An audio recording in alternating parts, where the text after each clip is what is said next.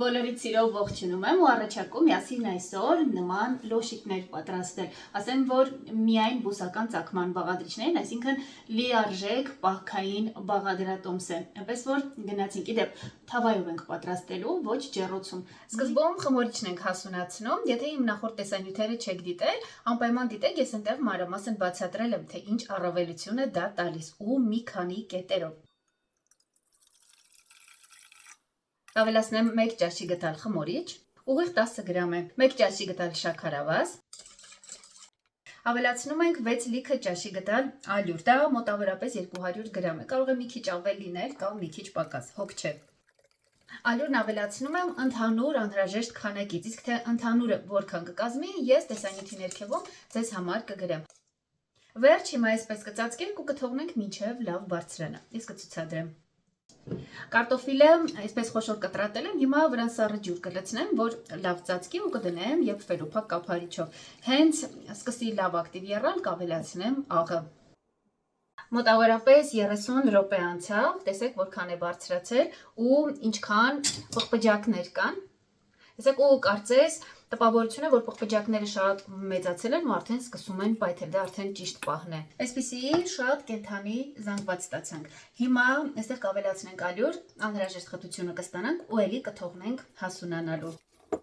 Ալյուրը քիչ-քիչ ենք ավելացնում, ամեն չափաբաժնից հետո խառնում ենք, բայց ոչ սովորական, ցանկալի է այսպես հարելու նման։ Մի տեսակ ներքևից կարծես խմորը բարձրացնելով ու առաջ բերելով, ծալելով։ Այսպես անում ենք, քանի դեռ խտությունը մեզ թույլ է տալիս, քանի դեռ հնարավոր է։ Մեզ այստեղ իհարկե շատ փքված արդյունք հարկավոր չէ, ուղղակի ուզում ենք շատ փափուկ ու մի փոքր թմբլիկ բլիթ ստանալ։ Ստացվում է, որ ալյուրն ավելացնելն ու հարելը միասին մոտավորապես 3-ից 4 րոպե է պահանջվում։ Մի քիչ ավել կամ պակաս էլի չի խանգարի։ Իհարկե ժամ պահել հարկավոր չէ, սա ուղղակի որպեսզի կողմնորոշվեք։ Տեսեք, բավականին թույլ խմոր ենք ստացել ու շատ կպչուն։ Այս փուլում սա նորմալ է, կարող է մի փոքր ավելի թույլ լինել, օրինակ, էլի չի խանգարի, միևնույն է վերջում վերջնական խտության ենք բերելու։ Ուղղակի կարևոր է, որ այս փուլում չափազանց խիտ չլինի։ Ծածկում ենք ու էլի թողնում ենք, որ հասունանա, պետք է լավ բարձրանա։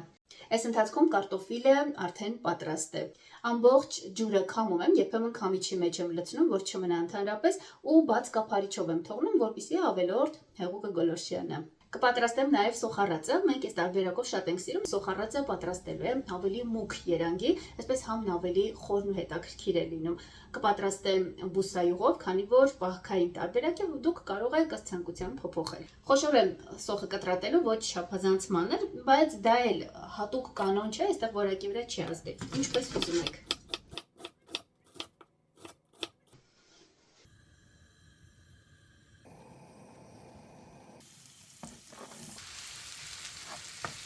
Մի փոքր շեղվեցի, կարծես թե ավելի մուգ է ստացվել, քան ցանկանում էի, հավասար չեմ խառնել, բայց ոչինչ։ Ըստ ճաշակի ենք համեմում, այստեղ օրեգանո է, շատ եմ սիրում։ 2 լավ մեծ պտղունց, կարմիր կծու պղպեղ, 2-3 պտղունց։ Կարելի է նաև կանաչի ավելացնել։ Ավելացնում եմ նաև 5-ից 6 ճաշի գդալ բուսայուղ ու աստիճանաբար ալյուր ավելացնելով բերում ենք մեր ուզած խտության։ Հիմա այստեղ ալյուրի հետ միասին իհարկե կավելացնեմ նաև աղը։ 1 թեյի գդալ բավական լիքը, ստացվում է 10-ից 12 գրամ։ Այստեղ արդեն հատուկ աշխատելու երկար հարելու կարիք չկա, ուղղակի ալյուրն ենք միացնում ու վերջ։ Եթե տեսնում եք, որ դժվար եք աշխատում, օրինակ խմորը կպչում է կամ հատկապես անփորձներին եմ դիմում, եթե սկսնակ եք, կարող եք մի փոքր բուսայուղ էլ ավելացնել վերջում, օրինակ 1-ից 2 ճաշի գդալի չափով, բայց չափազանց շատ հարկավոր չէ։ Ալյուրը նույնպես շատ չպետք է լինի, խմորը պետք է թեթև լինի, ոչ ծանր։ Վերջում մի փոքր բուսայուղ օգտագործեցի։ Շատ երկար չենք աշխատում, հենց մեր ուզած խտությունը ստացանք, արդեն կարող ենք վերջնական տեսքի բերել, հավաքել այսպես խմորը ու թողնել նախավերջին հասունացման։ Թասի մեջ նույնպես մի քիչ բուսայուղ կքսեմ։ Ծածկում ու թողնում եմ մինչև լավ բարձրանա, նվազագույնը 2.5 անգամ, նույնիսկ 3 անգամ ծավալը մեծանում է։ Ժամից մի քիչ ավել է անցել, տեսեք, թե որքան լավ պետք է բարձրանա խմորը։ Ժամանակը կողմնորոշվելու համար եմ նշում, բայց դուք հետևեք ուղղակի, որ խմորը լավ բարձրանա։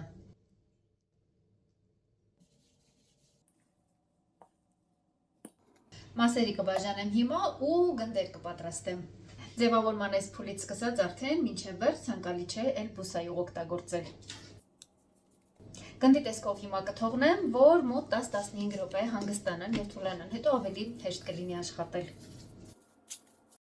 Խմորն արդեն հանգստացավ, այս ընթացքում նաև միջուկից գնդիկներ պատրաստեցի, քաշով համարյա խմորի քաշին համապատասխան է, իդեպ յուրաքանչյուր գունդը մոտավորապես 230 գրամ է։ Եթե ձեռքի տակ կշեռ չկա, ուղղակի տեսեք խմորի նախնական չափսին համապատասխան է, մոտավորապես պլյուս-մինուս։ Իդեպ 1 կիլոգրամ 300 գրամ կարտոֆիլ պահանջվեց այս ամբողջի համար, սկզբնական կարտոֆիլի քաշը։ Եզրերից մի փոքր այսպես բացում ենք, մեջտեղի մասը պետք է այսպես չաղլիկ մնա։ Դնում ենք միջուկը ու եզրերը հավաքում, ինչպես կցուցադրեմ։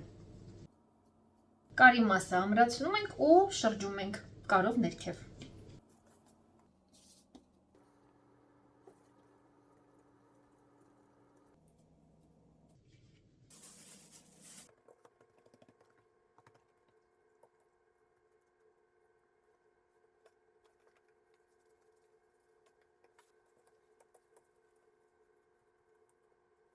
Հետո պատրաստելու նույն հերթականությամբ սկսում ենք դրանք բացել։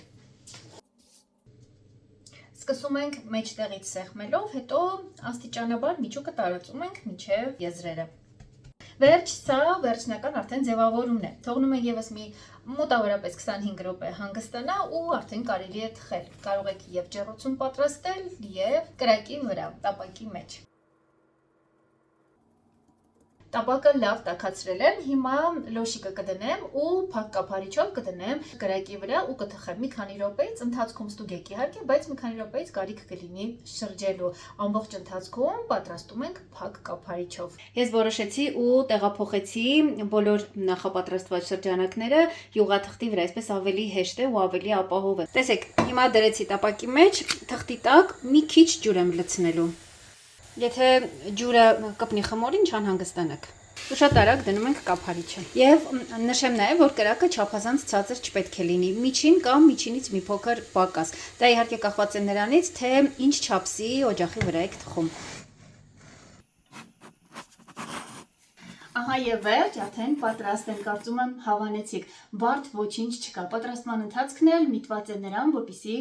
խմորը եւ դրանից պատրաստված ցանկացած արտադրանք լինի շատ փափուկ, նույնիսկ հաջորդ օրը կարող եք նույնիսկ սննդային թաղանթով հովանալուց հետո փաթաթել եւ թողնել, նույնիսկ երրորդ օրը նույնքան նուրբ ու փափուկ կլինի։ Դե իսկ միջուկն էլ ամենապարզն ու ամենահամեղներից է, կարող եք փոխել ըստ ցանկության նաեւ։ Ես զուգահեռ նաև պատրաստեցի նույն խմորը ջեռոցում թխելու համար, ամբողջությամբ նույն տեխնոլոգիայով, նույն բաղադրատոմսով է, կեսից մի փոքր ավել չափաբաժնով, իդեպ գնդիկները երկուսի դեպքում էլ եւ առաջին եւ երկրորդի 230 գրամ են եղել։ Ուզում եի ձեզ ցուցադրել տարբերությունը։ Ջեռոցում թխելու դեպքում դրանք մի փոքր ավելի թմբլիկ են ստացվում, բայց միևնույն է երկու տարբերակն էլ շատ համեղ են, շատ փափուկ ու երկար թարմ են մնում, որովհետև խմորի հետ ճիշտ ենք աշխատել։